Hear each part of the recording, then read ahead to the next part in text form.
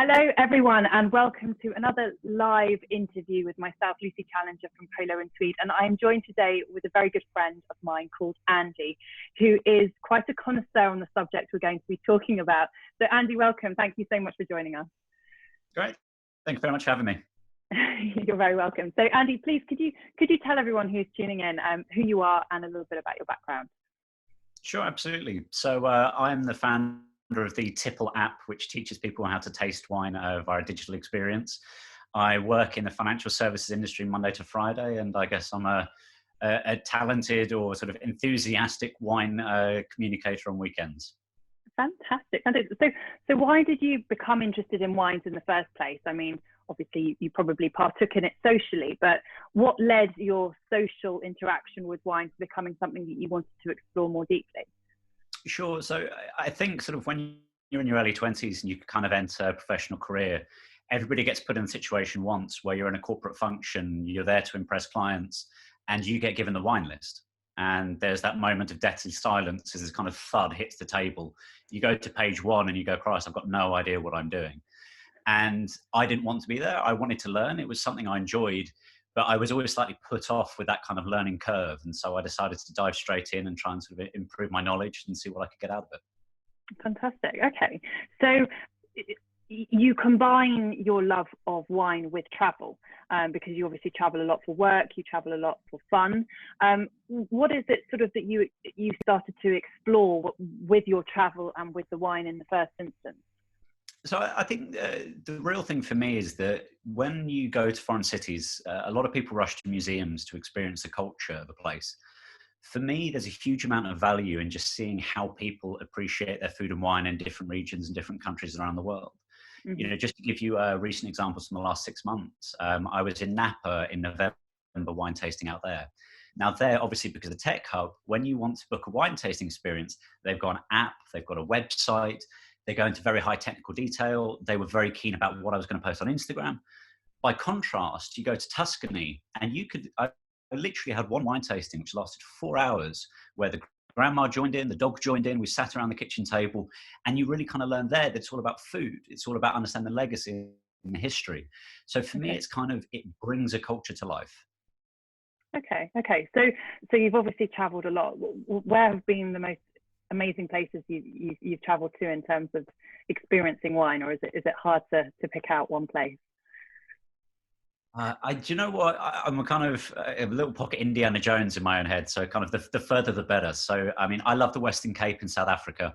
I think there you have a real kind of down to earth sort of wine production style, very kind of sort of terroir led.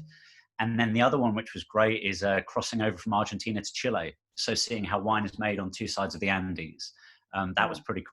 The only thing I would strongly recommend that you don't do is we took the bus over the Andes. And so if you get altitude sickness before a wine tasting, it doesn't go fantastically well. No, I can imagine that does not go down particularly well when you're experiencing all these fine wines and then feeling quite nauseous at the same time. The two might not mix.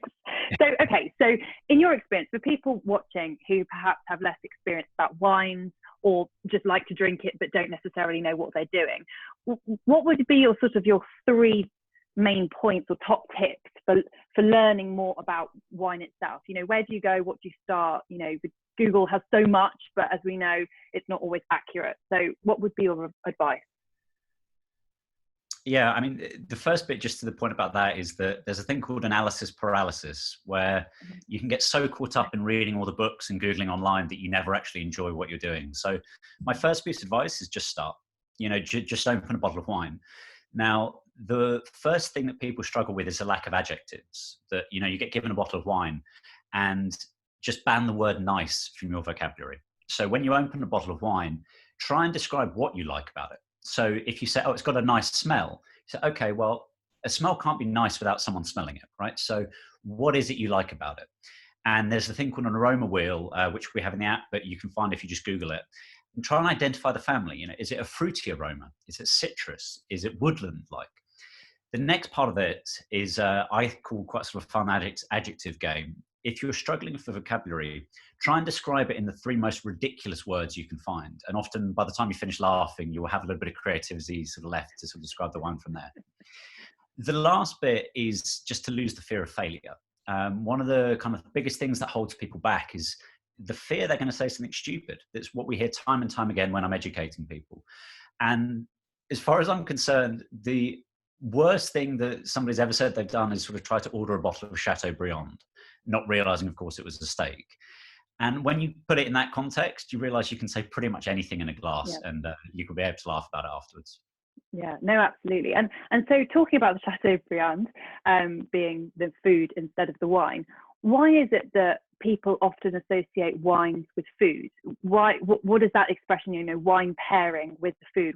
Why does it matter what wine you're drinking and what you're eating? What's the link? So I guess there's two parts to it. The first is just kind of the pure chemical side of it. So if you brush your teeth and then have a cup of tea, you already have that kind of slightly visceral response of that's not going to work. Now, the tea has tannin in it, if you especially have a black tea. And it's very much the same with wine, that wine has a whole load of chemical compounds which change the way you taste your food. So the first thing is the acidity in wine. So one of the things that Italian reds are often talked about is a high level of acidity. Now, here's a fun tip for you. If you ever want to measure the acidity on wine, there's a test called the dribble test. And what you do is you swirl the wine around your mouth, swallow, tip your head forward, and then you count how long it is before saliva falls from the back of your teeth. Now, acidity in wine brings this about. Why is acidity good? Well, it lubricates your mouth. So if you want to enhance all the flavors, you want the acidity in the wine to bring it out. So that's very much the kind of the chemical side of it. The second is the purely emotive side of it, which is just the fact that it's a slightly intangible sort of sense of wonder. For me, every time you open a bottle of wine, it's like opening a book. Like it wants to tell you its story. What year was it farmed by? Who made it? What passion did they have? And also, like, you're sharing it with friends and family, so it becomes a memory. You're literally opening a book and you're writing its last chapter. It's quite an emotive process, I think. Oh, that's lovely. Well, yeah, I mean, that's fascinating. I love the comparison of the book and the bottle of wine. Someone who loves to read and also loves wine, it's nice to link the two together. So you've obviously traveled the world. You've enjoyed wonderful wines, but you must have some funny stories you can share with us about wine. Can you think of any? Yeah, there's definitely a few. I mean, the one that immediately springs to mind is wine and mind. Is there's a marathon that's run in Bordeaux called Marathon de Médoc, and their tagline is it's the longest marathon in the world. And the reason they say that is, one, it's in fancy dress in the heat of harvest in August, which is tough. But two, instead of water stops, there are wine stations. As you run around Pauillac, you literally have a sip of, not Chateau Lafite, but, Pagode de Coste and everything else. But then the food stations are oysters, cheese, ham, charcuterie, and everything else. So you're literally running around. So anyway, I signed up for this 1 year. And unfortunately, in the London Marathon, I managed to put out my hip, and long story. But I was adamant I was going to do it. So in the end, we hired I completely forgot the name of it now, a tandem. So my wife and I ended up doing this. Now, because I had the runner's vest, I was allowed to go to the wine stations. So we just rode around doing it. Anyway, after a few glasses of wine, we took a navigational blunder and we ended up on the course. So as all the runners were going, we were cycling along on a tandem. Anyway, like the cheers we got, but we couldn't get off. So we had to ride a section of the marathon. Anyway, we ended up, the professional photographer caught my bib number and I ended up in some of the promotional material. And I thought, oh, crikey, what have I done now? Sort of Brit abroad ends up cheating on marathon. I could see the headlines already, but that was one situation. The upside of that is we ended up meeting a very famous chateau owner who came up to shake my hand afterwards, and we ended up going for a wine visit the next day. So, not all bad. How lovely. So surely at the end of the race, pretty much everyone involved is completely inebriated and completely... Yeah, there are some wobbly legs, I think is the technical term for it. But, that was great fun. And then the other, I guess, bucket of funny stories we always have is I'm a member of the Court of Sabrage, which is essentially the art of opening champagne with a sword. And I went to the Oxford Wine Festival to take part in a wine study, which is quite interesting, but to come back to that afterwards. And we got to the station at the end, waiting for the train, and someone said, well, why don't we just open a bottle of champagne? Classic sort of thing. Oh, look, I can do it with a penknife. So I did that. That was great. And then someone said, well, I've got a regular bottle of wine. How are we going to open that?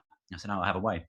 If you take your shoe off and you bury the cork sideways, if you bury the bottle sideways on and hold it stiffly Yeah. enough and bang it against the wall, you can actually force the cork out by doing this. Well, anyway, imagine a packed platform at the Oxford Wine Festival with me demonstrating how this definitely will work. The owner of the wine bottle looking very nervous, my wife with her head in her hands, and my shoe being banged repeatedly against the wall with the whole platform watching. So anyway, long story short, it did work, but not one for the faint of heart. No. But I love the sword. What was it called? The sword opening of Sabrage. the Sabrage. Yeah. Fabulous. Oh, well, maybe we'll have to have another time you can do a demo for us, because that sounds fabulous. I'd like to see that. Obviously, we don't endorse carrying swords around with you on a day-to-day basis. But, if you've got one hanging on your wall, perhaps that might be a good time. So, back to wine and sort of presentation. I mean, you were talking about opening bottles of wine with shoes and swords, but why is knowing about wine service and how you present and pour, why is that important? Why do people need to know about it? So there's a huge part of the wine experience, which an academic paper actually called the Provençal Rosé effect, which is the collective term for all of what's called qualia. And essentially that's the subjective experience you have, which you write in your memories as to whether it was a good or bad experience. So one of the examples I give is that if you were to go to the Sistine Chapel and look up, but listen to Rage Against the Machine, it would be quite tricky to appreciate it in the same way as if you're listening to Handel, for argument's sake. It's the same with the way that you serve and present wine on the table. If you order a very fine bottle of wine and they bring it out in a 3-year-old's beaker, would you be happy about it? Well, probably not. And then you actually have to ask why. And there are two parts. The first is that there is actually a way that the bulb of a glass is tailored to the different type of grape. The reason being is that it directs to a different part of your palate. So the type of glassware is very important. Second of all, the condition. If you go to a restaurant, there's a chap named Charles Spencer at Oxford University who's written a paper on this. You'll notice they use heavier cutlery. Heavier cutlery is synonymous with higher quality, and it's exactly the same with wine. You notice that the fine bottles are heavier often in type. Essentially, all of these little factors go into your overall experience. So if you have a very nice bottle of wine served in a tumbler that's dirty, it's going to impact your experience. So it's really about letting all the ingredients sing and sort of show themselves in the best light.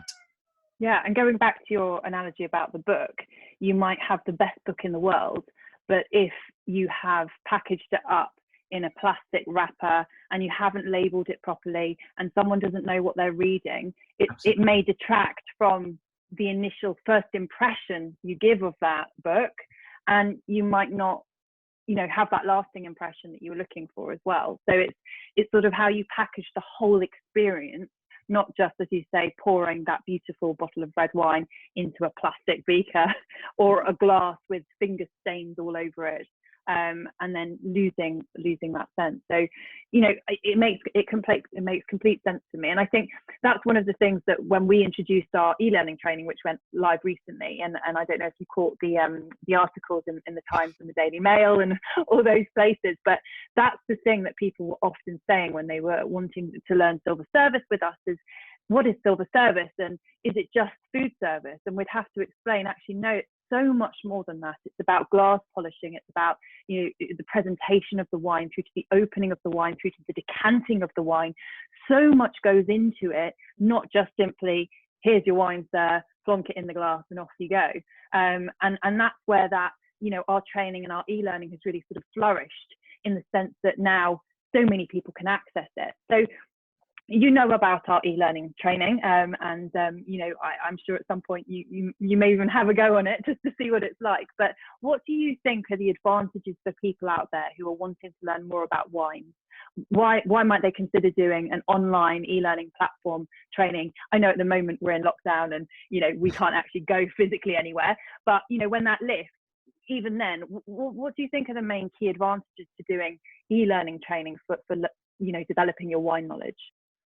I think there's quite a few different advantages. The first is just the accessibility of it, both in terms of the fact you can do it whenever and wherever is convenient. If you've got young kids, you may not have that time at 6 p.m. that other people do when they finish work. So you need the flexibility. Second of all is going back to my point about the fear of asking silly questions. If you're independently learning, you can get that base layer of confidence that before you engage with sommeliers and wine professionals, you can say, do you know what, I want to get to a standard just to lift my own confidence and sort of sense there. But ultimately, I've done the formal wine education route where you go down to the cellars at, these old kind of London wine merchants, and they are quite fun from a theatre point of view. But I would certainly feel more confident and comfortable if I had a base level that I did myself. And I think e-learning is a really kind of powerful way to sort of self-improve and get yourself on that journey to start with. Yeah, no, I 100% agree with you. And I think that's often the thing that people miss out, is that the basic understanding. And they might be already in a position where they have to serve wine, or they might find themselves one day there, or they might just want to serve their own dinner parties, host their friends, have a lovely dinner party themselves.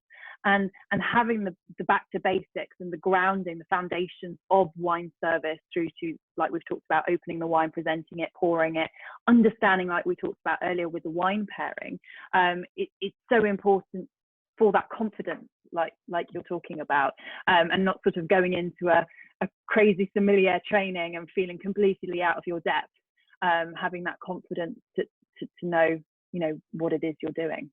No, absolutely. And I think kind of there are huge applications for this just in your everyday sort of weekend and weekday hospitality. If you're hosting a dinner party and somebody comes in and just, slaps a bottle down on the table and throws a corkscrew at you, it's a very different experience, right?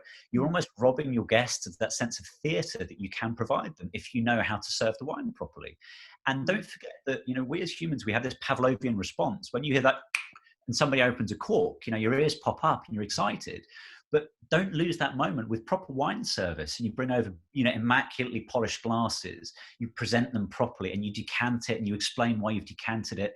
That all comes with a knowledge which you can teach yourself via an e-learning platform. You're then comfortable and happy to talk about wine. And before you know it, you're educating your friends too. Yeah, absolutely. And actually, you prompted my memory that in the silver service training that we do, the e-learning training, we have a module about English service, which is a form of silver service. And English service is often known as family style service, where the host wants to create the theatre for his guests. So the host may have, lots of staff, or it may be you and me sat at home with our own dinner party. And the host then creates the spectacle of serving his guests from the plate, does the wine opening, and like you say, that opening of the cork through to the pouring, that English style service, along with knowing how to handle, how do you hold the bottle of wine, how do you pour it. These things are really tricky unless you actually try to do it yourself, and then you're wobbling all over the place as you try and serve your guests. And like you say, you want to have that beautiful theatre and that excitement for the guests of what they're enjoying.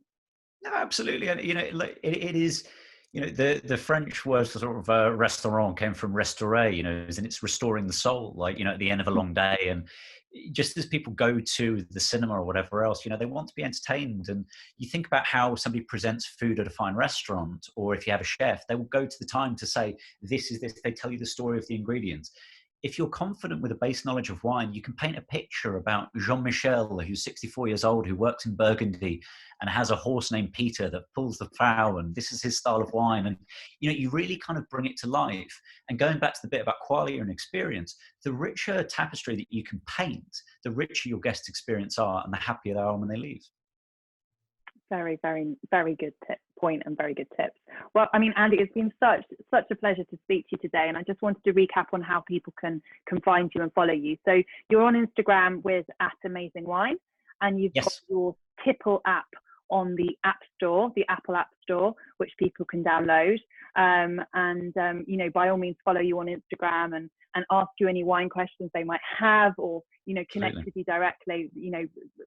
I hope people do, because such a wealth of knowledge that you have, and it's been really fab to speak with you today. So thank you so much for joining us. Thank you. Thanks, Andy. Have a lovely day. You too.